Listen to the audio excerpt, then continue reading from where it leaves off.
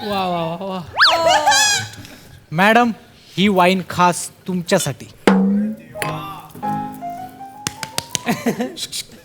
कोणी पाठवलंय? आणि सरांनी तुम्हाला गिफ्ट आणि लेटर पण पाठवलंय. ए, कोणी पाठवलंय? हे तुमच्यासाठी आहे मॅडम. कोणी पाठवलंय? मॅडम तुम्हाला लेटर. बघ ना माझ्याकडे, बघ ना, बघ ना माझ्याकडे.